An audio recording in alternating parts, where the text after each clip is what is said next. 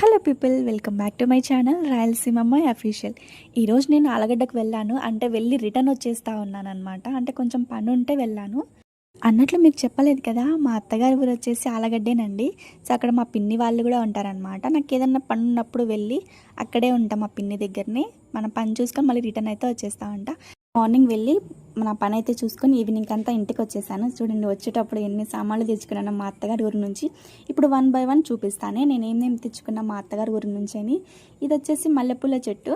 తర్వాత పిల్లల కోసం అక్కడే ఎలాగో టౌన్కి వెళ్ళాను కదా అని చెప్పేసి పిల్లలకి తినడానికి కొన్ని స్నాక్స్ తీసుకొని, వాళ్ళకి స్వీట్స్ కూడా తీసుకొని, ఇవి వచ్చి బాదుషా ఇవి తీసుకొని, తర్వాత బిస్కెట్స్, ఇంకా వాళ్ళకి కేక్ అంటే చాలా ఇష్టం అనమాట మా పిల్లలకి.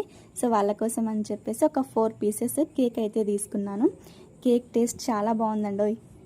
ఏంటి మీ పిల్లలకి తెచ్చి నువ్వు తింటున్నావు అనుకోవచ్చు, జస్ట్ టేస్ట్ చూసాను అంతే. చాలా బాగుంది టేస్ట్ అయితే.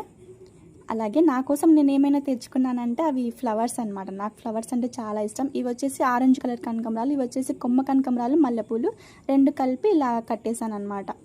తర్వాత ఇవి వచ్చేసి లిల్లీ పూలు, yellow colour and white colour. శనగలు మా పిన్ని ఇలా బాటిల్లో పోసి పెట్టింది. ఎందుకు పిన్ని అలా పోసి పెట్టిన బాటిల్లో అంటే పురుగు పట్టవంట అలా బాటిల్లో పోసి పెడితే. సో టిప్ నచ్చితే మీరు కూడా ట్రై చేయండి. ఇవి వచ్చేసి బుడంకాయలు అనమాట, ఊరబెట్టినవి. ఇవి పప్పన్నంలో కానీ రసమన్నంలో కానీ నంజుకొని తింటే వేపుకొని చాలా బాగుంటాయి టేస్ట్ వచ్చేసి.